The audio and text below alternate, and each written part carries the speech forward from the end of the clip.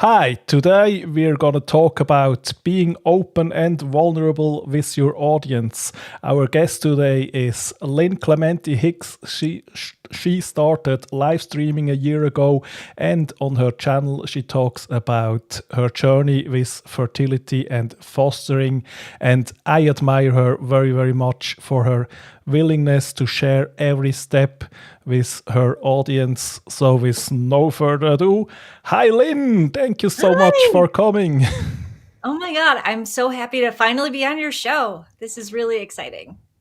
Yeah, so for people who not already know you, can you tell us about what you are doing on your live stream channel? Sure. So I got started in live streaming a lot like you did, Marcus. I was inspired by the community built around live streaming pros and the people around Lita and everything.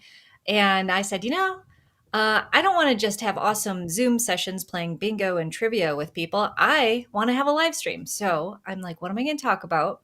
The biggest thing going on when I started last year in January 2021 was that we were about to do some fertility treatments because we had not had luck getting pregnant for was 3 years at that time, 2 years or 3 years.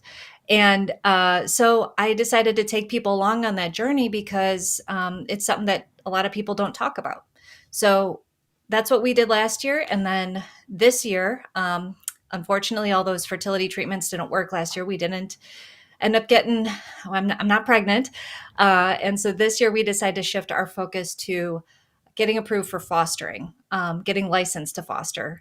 And so I'm now shifting to take people along on that journey with me. Okay, so it's really similar to me, I think, because first was the intention, let's do live streaming, and then the second thought was what are we going to talk about? Yeah, exactly. Okay, and then you thought, okay, I'm going to talk about what I'm going through in my life. Right. Yeah. And you do kind of you question everybody else and what they're doing with their lives. And Yes. I just get on and I'm very selfish. I'm like, me. But what I try to do on my live stream is relate my story to the people who are showing up and watching with me, watching me. I'm not watching me. But they have their own struggles. And what I'm trying to, think is they're probably not going through fertility things like I am, but what does my story have to do with their story? So that's what I focus on. I check in with them. I have them share their wins, share the things that they're struggling with. And it's really cool to see how just in the chat alone, they start interacting with each other because they're all showing up every week. To kind of, it's like a live, A like soap gathering. opera, Okay.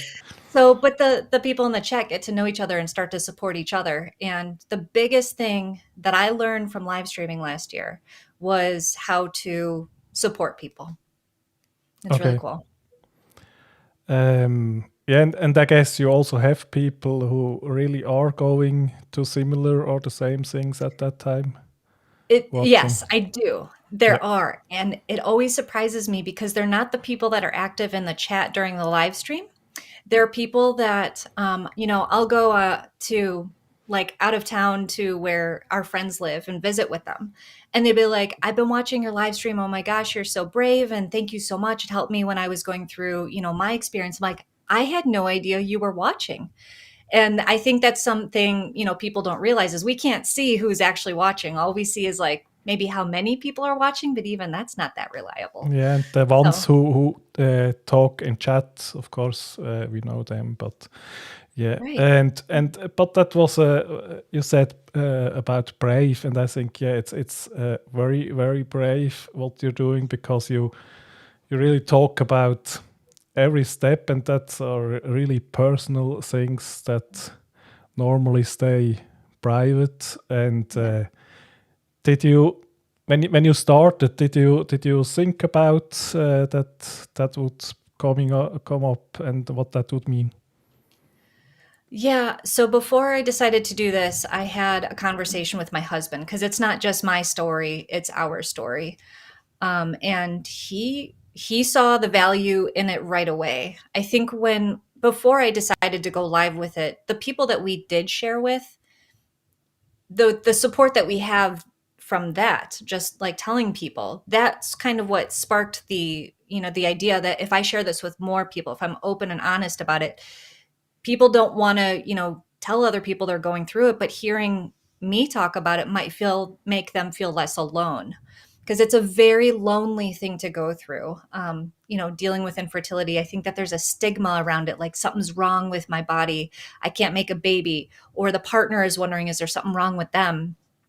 And I think that there's a lot of relatable experiences that go along with um, that make it very important. It gave me the confidence to want to just put it out there. And so, no, I guess I wasn't, when I had that support out of the gate from my husband and other people already, I wasn't shy about sharing it. My family knew, my friends knew. So I'm like, why shouldn't everybody know? Yeah, absolutely. And I really think that's so powerful, as you said. It's often not really talked about, and then each person going through something like that feels it's only me. Yeah. And did you have people reach out to you and reflect that you were helping them? It was incredible how many people reached out to me. There was a video that I did on my personal Facebook page, kind of announcing that I was going to start this live stream. So it was I had 0 followers on YouTube, so I needed to tell somebody to tune in. And from that video alone, that's actually that generated the most amount of people reaching out to me through direct message or commenting on that, or texting me and saying, oh my God, I went through this too. If you need any support, I'm here to talk. Or my friend went through this and I'm happy to connect you. And people are very quick to try and, be there for you in some way. And a ton of people came out that I had no idea had gone through it. And this continued throughout the entire year last year. Every step of the way that we went through and I talked about on the live stream, people would reach out and be like, oh my God, I've been there. Let's talk about it. Or if you need anything, I'm here. And that's the biggest thing with that support thing that I learned is just saying, hey, I'm here if you need anything. You don't even have to offer advice or solutions. You just say, I'm here listening. And there's a lot of it. There's a lot of it if you put yourself out there. Okay. And how much did you need to force yourself to be open, or was it easy for you from the start? That's a great question. It was, I think, the more I shared, the more support I got. So the more I wanted to share. So it fueled, the fire. Yeah, it became easier and easier. It wasn't hard at the beginning, but I definitely kept opening up more and more as I went along. Okay. And Yeah. but then I think with you did those treatments for infertility, and that's hard in itself, with waiting and hoping and Right. this disillusionment and hoping again, and then on top of that, I guess you don't always feel about talking to the internet about it. There were definitely ups and downs. I think the hardest episodes, for sure, were the ones where we had to share bad news that the treatments didn't work. But those were also the times where we needed the most support, and people just reaching out to just offer their condolences, or just say that they're there and remind us that we're not alone.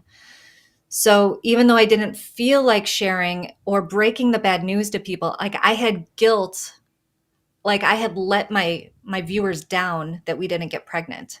Oh, okay. That was a very weird thing, that happened. Yeah. Okay, and that comes on top to all the other feelings. Yeah. Yeah, so the only yeah, along with the disappointment that we didn't get pregnant, then we have this additional layer that, oh shoot, I'm letting down all these people that have so much hope for us. But I learned, after, the ups and downs, because there were so many last year, to let that guilt go, that I'm not letting them down. They're there to show up no matter what's going on. They're just there. And yeah, they want to celebrate with us, but I'm not disappointing them if Of course we not. don't get Yeah. pregnant, right?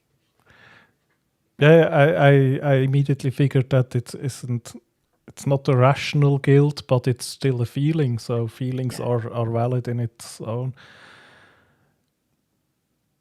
Yeah. absolutely. hmm yeah, streaming and being vulnerable and sharing stuff like that, it definitely comes with that extra, yeah, emotion. And there's weeks where I just don't feel like showing up, but that's for all streamers. I feel like there's just days where you're scheduled, you want to stay consistent, but you're just not in the mood for it. But it's very rewarding. And when you were on my show this Monday this week, I think we shared that it's like if you show up when you don't feel like you always feel better at the end that you did it. And that's also very helpful too, is sometimes just talking about my story, and opening up about it was like therapy. It was like just, Okay. getting it out of my system so it's not getting bottled up. So I kind of encourage everybody to have some sort of outlet to just tell your story to someone. It doesn't have to be a live stream, but at least have a group that Yeah. you're telling it to. Yeah, and I think being open and vulnerable makes it really easy for people watching to connect with you much faster and much easier. There was a little bit of guilt too with so many people reaching out to offer their support. I felt sometimes like I didn't really want to respond in the moment, especially the really, really sad parts. I just didn't really want to talk to anybody. So there was a guilt where people would reach out and say something, but I, I didn't respond. And then I felt worse, sometimes with that too. But then I would catch up and I'd say, "Hey, I'm sorry I didn't." And I would get people saying, "You don't have to apologize for that. I get it." And then people started sending messages like, "You don't have to respond right away. I just want you to know I'm here for you." And it was actually kind of really nice to get that additional, like, you don't have to respond right now, included in that message. So that's another tip that I have. If you want to reach out to someone, let them know that you're there to listen. Just say you don't have to respond right now. And maybe that's part of the reason that many people don't really talk about those topics is to not want to deal with questions and reactions. I think that's a very good observation. Yes, I think that's part of it. Okay. I think too, a lot of people don't share because they don't want the constant stream. They're worried about a constant stream of questions from people that don't know what they're going through. So when we were going through IVF, actually, let me relate it back to when my friend was going through IUI. And this was before I even knew I would have any infertility issues. I was like, oh, okay, well, good luck, with IUI. But I didn't know anything about it. So I felt bad not knowing what to say. And that's the part I wanted to offer my audience when they were watching me. I wanted to let them know if they're supporting someone else going through fertility or infertility, that they can just say, I'm here. They don't have to have questions or answers.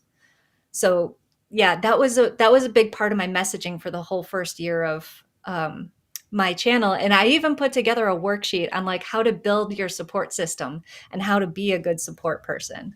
That was a big part of it, the huge part of the journey. Okay, let's tackle that from the other side. What would be the totally wrong thing to say to someone in that situation?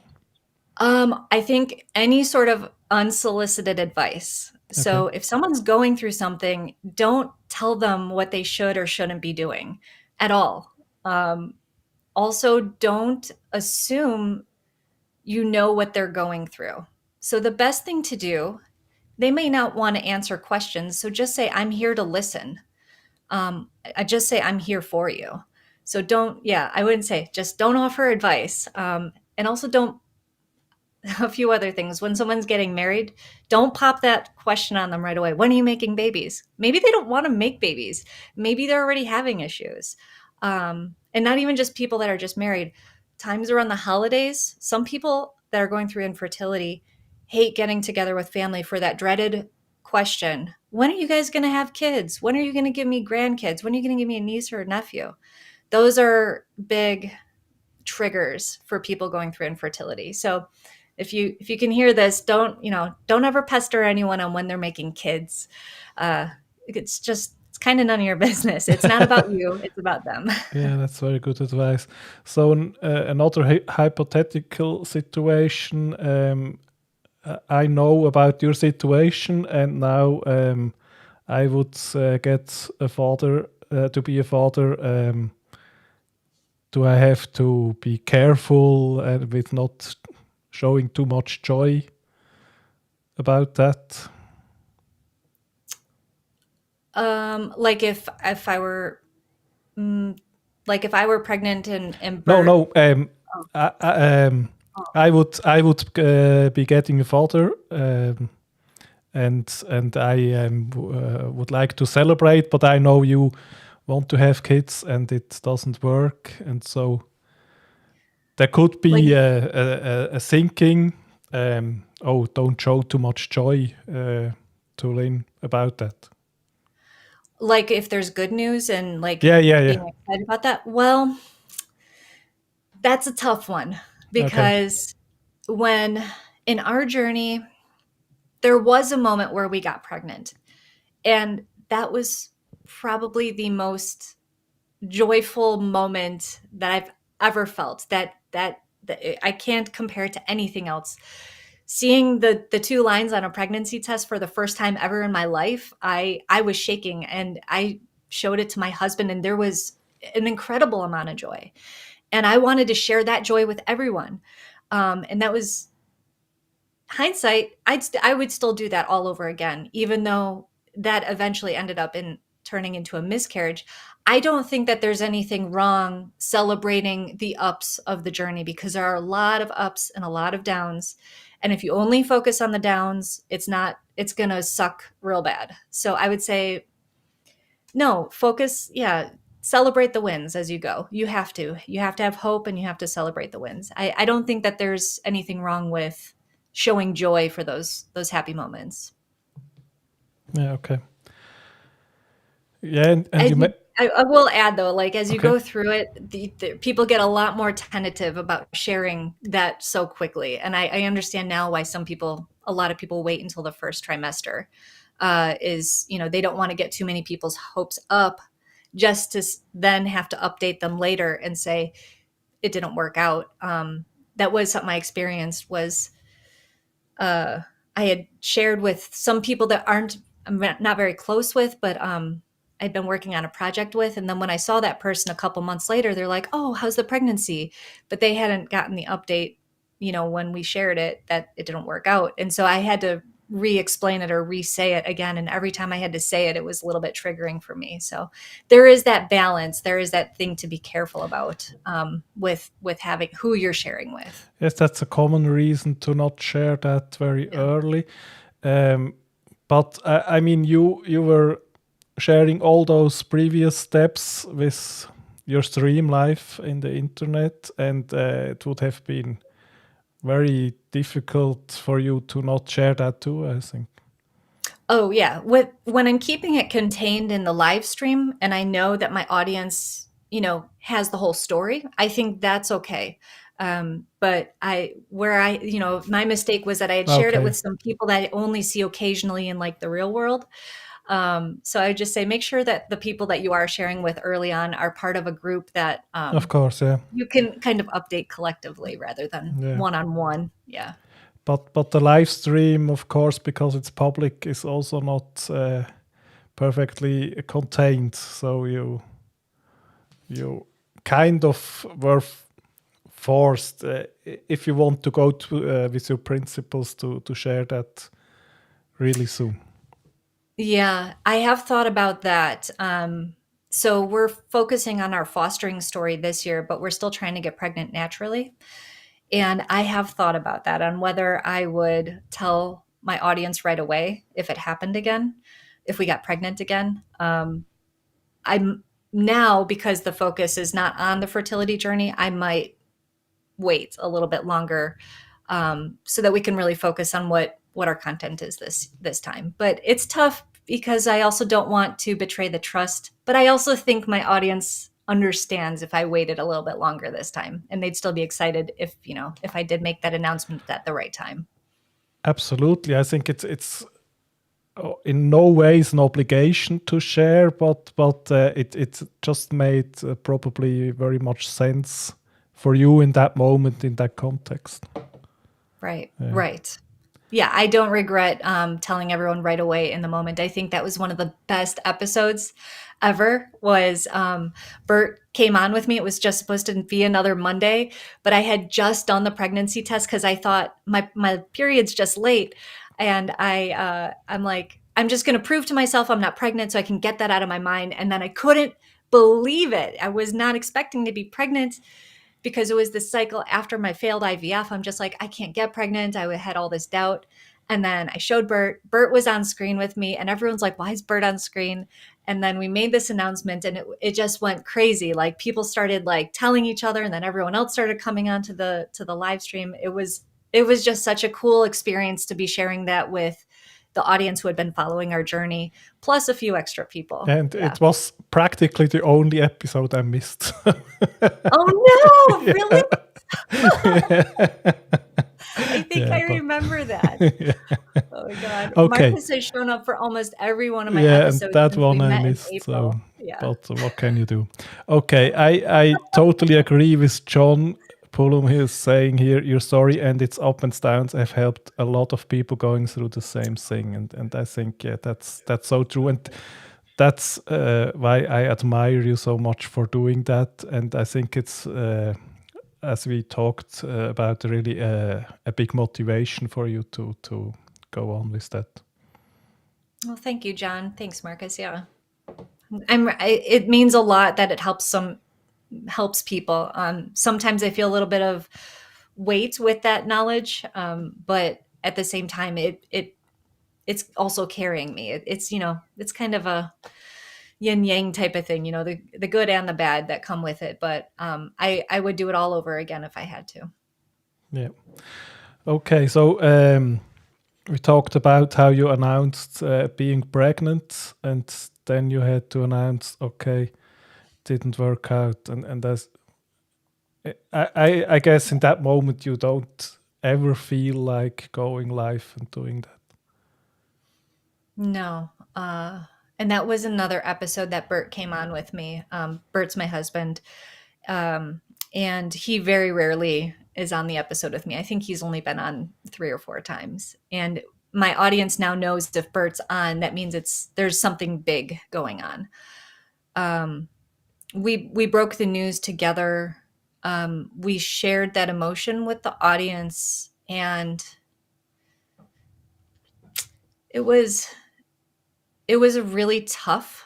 I had that guilt that I was breaking the hearts of the people watching. And I had a lot of people reach out to me and say that was really hard to watch. I don't think that they meant that in like, you shouldn't have done that, but they were sharing in that they felt the emotion because we shared it, so raw, that we were crying, and we were not just delivering the message, we were delivering our feelings. And I think that kind of that helps people understand, that if they know someone that tells them that they've gone through a miscarriage, there's a lot more behind that, and I think we helped bring an understanding to the feeling, behind it. Does that make sense? Yeah, that makes a lot of sense. And I remember you put in the title a trigger warning that it's about loss, and yeah, of course it is not a thing where you watch and feel good about, but it's for me it was it's we as the audience are part of this journey, and then that belongs to it. It's not. It's like with life. It's not just okay. We're always here to celebrate the good news. We're here for all the news. Right. Yeah. Right. I had a lot of people who went through miscarriages themselves. These are the people that don't show up on a weekly basis in the chat. They're the people that watch the replays, that are friends of mine that, you know, I don't even know that they're watching, who would come up to me afterwards and say, I never told anybody this, but I went through miscarriages before we got pregnant, and you sharing your story made me feel a lot better. And I had no idea the impact that us sharing that day in that raw way had for so many people. So it, you know, it was a delayed, you know, kind of gratification later on.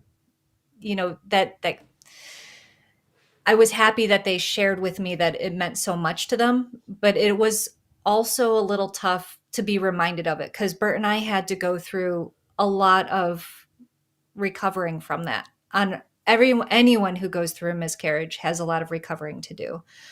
And so the tough part is once we felt, you know, when we had gone through all of our emotions and everything, and we felt like we were kind of coming out the other side of it, there would be someone that would then bring it up again. And that was a little bit tough. But that it came along with the I've been there too, you know, and you helped me. That's kind of what made it like okay to bring up again, and know they're also telling me that I'm not alone. Yes, So absolutely. it worked, you know? Yeah. Okay, and so you realize to that through that there are much more people um, having miscarriage than we would think, and more people we personally know, because it's something just not talked about. Right. There's I It's incredible how common miscarriage is and how not talked about it is. Um it I mean, it's very, to me now, I find it helpful on social media. People have been starting to put rainbows when they do give birth to their babies. And rainbows mean rainbow baby is a baby born after a miscarriage. And I think that Okay. this is starting to, you know, make it a little bit more commonly known that miscarriages, you know, it happens all the time. And it happens at all different stages, you know, like early on, mid, and I'm in a pregnancy group. Still, I would have been due in March if I was still pregnant, and I'm seeing people with loss now in January, and it breaks my heart. I'm like, so I really do hope that we can make supporting each other through miscarriage a more common thing to help each other through. Okay, I would like to go to some comments here. So John says he cried when he watched that video, and you have a word of supporters, and that felt your pain. Absolutely. And Ellie says, Lynn, thank you for opening up here and with your followers. You are so genuine and real. Oh, Absolutely. And then John is saying most people want to only post the good parts of their life. You're sharing the good, bad, happy, and sad is the right way to go. Really connect with people. Lets people know that they aren't alone. And yeah. Anna says, thank you for being so brave and wonderful, selfless by sharing your story and educate us. Some of us can be so insensitive because we are ignorant about it. And you have Blind Guy, his wife, their life. That's great to get a glimpse of the impact and reach of their story from the feedback. Yeah. And John says, Team Lynn. And I so agree with with all those comments. And yes, I really also want to give you that feedback that it's so amazing that the impact you're having with that. Thank you. Thank you guys so much. That means a lot. And Ellie says, and often after miscarriage, it's not common to take the time to grieve. In fact, you end up just going on with your day, week, or life. Yeah. Okay, yeah. It's yeah, and then it takes even longer to recover. You know, if you don't take the time to acknowledge the feelings that you have and those emotions, it's just going to keep on building into something really tough later on. But that's like anything, right? And they really do need, and some companies are getting better about this, letting people have time off after miscarriage to recover and heal. And I'll also say, about the comment about, the things that we're ignorant about saying. I've been there. I've said all the things that I was saying earlier not to say. And don't feel bad if you've ever said those things. You can't know not to say them until someone says, hey, that's actually kind of hurtful or uncomfortable. And that's the tough thing too. People go to these situations where they're worried about, triggers and people saying the wrong thing, but they don't take the time to say calmly and explain to them, hey, that's actually really tough for me to hear. Um, you know, Here's a better way to say it, and educate in the moment. That doesn't happen because that in itself is uncomfortable. So I just want to say, like, don't feel bad if you've ever said, the wrong thing. I have, and it took me a while to forgive myself for it. And I want to put that out there for you guys too. Okay.